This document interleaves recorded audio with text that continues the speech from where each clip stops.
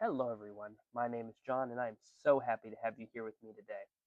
Today is Christmas, so I wanted to put out like a beloved classics library Christmas special, and I have a couple things I'd love to talk to you about. But first, I just want to say that I appreciate you all being here, and I hope that you have a very happy holiday. It's been a while since I've last posted anything. I've been real busy, but I've never forgotten you all.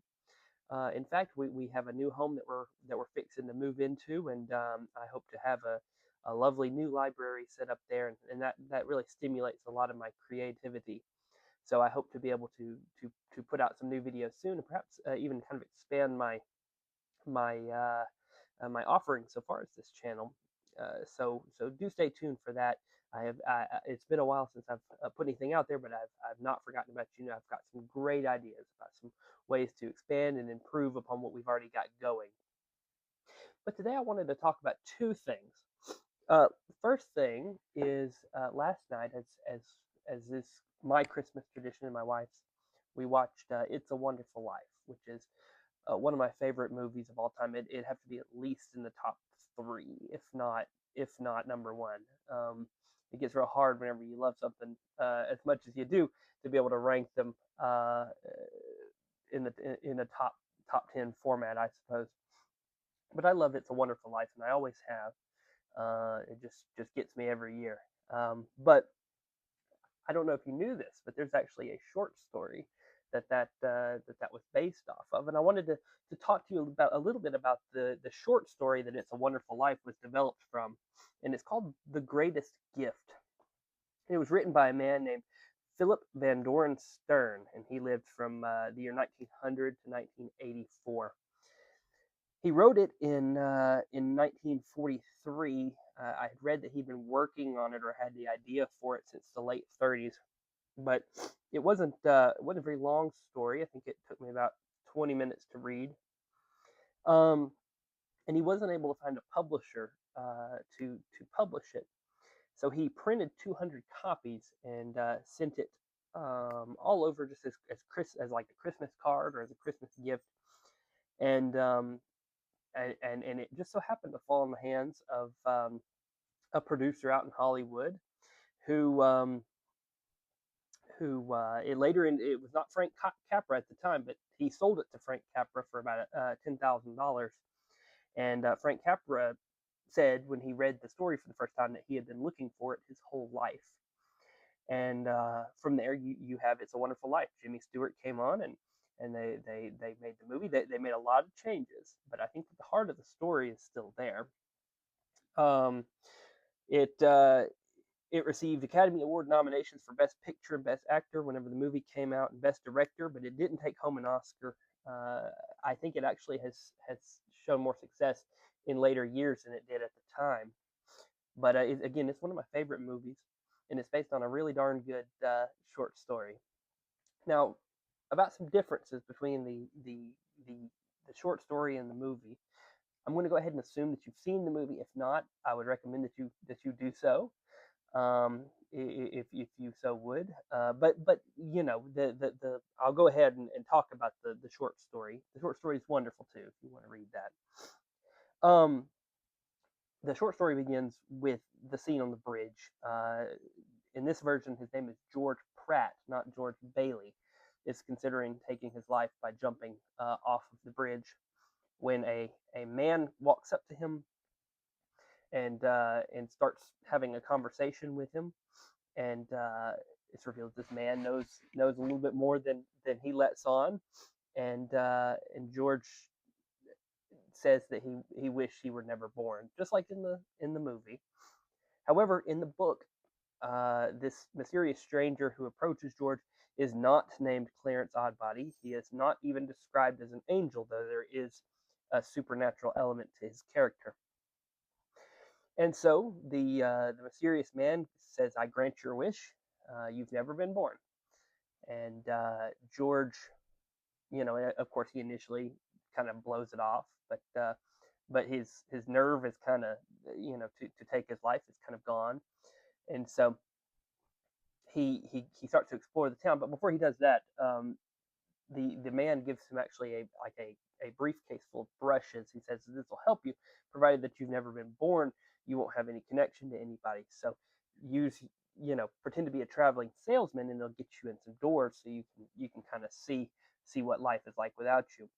And so he, just like in the movie, explores the town. Uh, uh, in the film, he crashes his car into a tree and is yelled at by a local man. And the same happens in the story. He runs to the tree that he had crashed into and finds that his vehicle is gone. That it has not caused a gash in the bottom of that very old tree, and that's kind of his first sign that not everything is okay. Um, he's a banker in this story. He doesn't work for the building alone, and he finds that the town is in financial ruin following um, a scandal in which he was not able to to oversee. Uh, so they never really recovered from the Great Depression. In this story, the bank is closed, and the townspeople are all in financial ruin. Um, he then goes on to see his mother and father, who don't recognize him. He gives his mother one of the brushes, helps get him in the door, and discovers that his younger brother, Harry, had been killed. Uh, when he was in this version, when he was 16, they were swimming in the creek, and he had a cramp, it says, and had drowned, and George was not able to pull him out to safety. Uh, the only reference to Mr. Potter is actually in this scene, where it says that they had both been at Mr. Potter's photography studio to get pictures before they went swimming. And so in the real timeline, they are both pictured on the mantelpiece. And in this timeline, George notices that only Harry is pictured, but then Harry dies later that day. Um, from there, he runs to visit his wife, Mary. And in this version, Mary is married to a roughneck kind of fellow. I can't remember his name off the top of my head, which I think that perhaps works a little better in this version of the story. It always cracks me up a little bit in the movie how everyone gasps and says, "Oh, she's an old maid. It's the worst thing in the world." And she's like, what, 30, 35? And she looks perfectly fine. Like in the film, everyone always gasps when they say, "Oh, you shouldn't see Mary, George. She's an old maid." And I always think it's funny because she just works at the library. I never quite understand that one. But here she's married to another person. She's not happy, and has two children. And the little boy, he has a pop gun, and it really affects George when the little boy comes up and keeps pretending to shoot him with a pop gun and says, "Fall over dead. Why don't you die?" And that just kind of really disturbs George's state of mind. And he gives his wife one of the brushes, and is threatened to be thrown out of the house by the husband.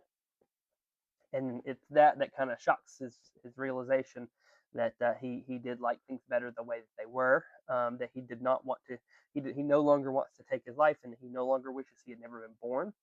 So he rushes back to the bridge, shouting to asking things to go back to the way they were, and he's met by the stranger once again, who he begs to return things to normal. And as the snow falls, the timeline is reset, and everything is normal again.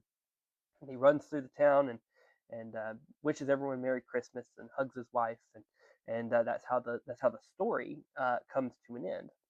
And I think it's a lovely little story.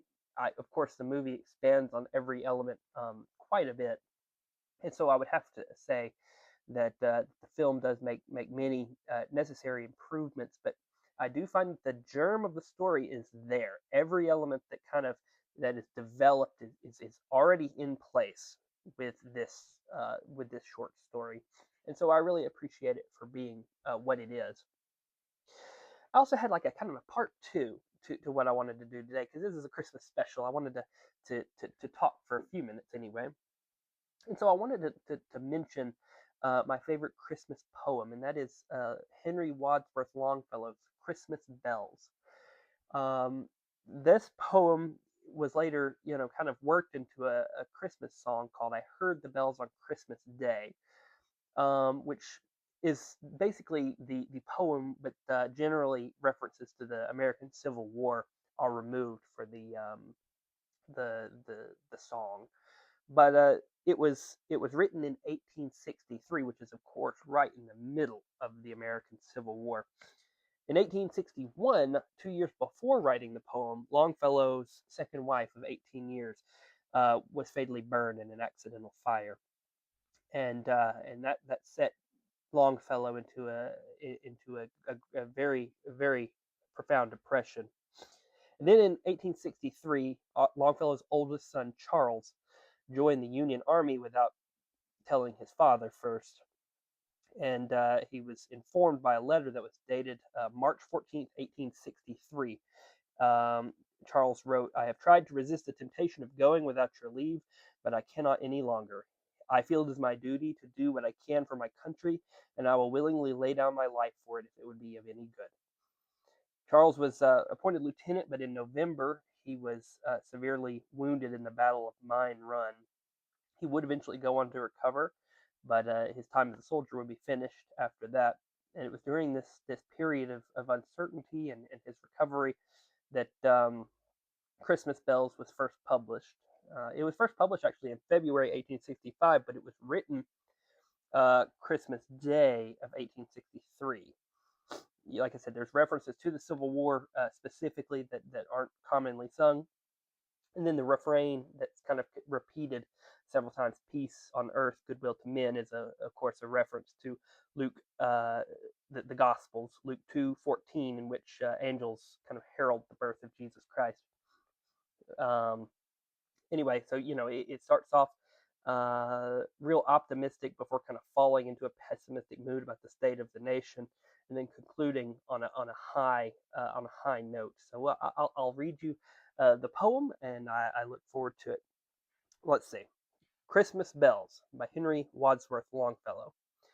I heard the bells on Christmas Day their old familiar carols play, and wild and sweet the words repeat of peace on earth, goodwill to men, and thought how, as the day had come, the belfries of all Christendom had rolled along the unbroken song of peace on earth, goodwill to men, till ringing, singing on its way, the world revolved from night to day, a voice, a chime, a chant sublime of peace on earth, goodwill to men. Then from each black, accursed mouth the cannon thundered in the south, and with the sound the carols drowned of peace on earth, goodwill to men.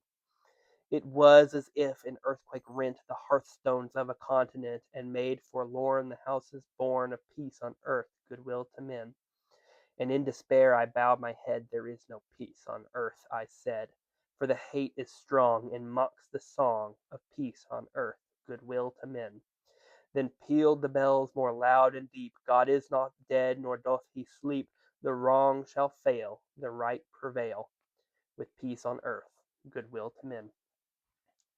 I just find that poem so beautiful, and for as divided as a world as we are today, I think that there's a lot of wisdom um, in those words, that the to always hold on to optimism that things will come out all right in the wash.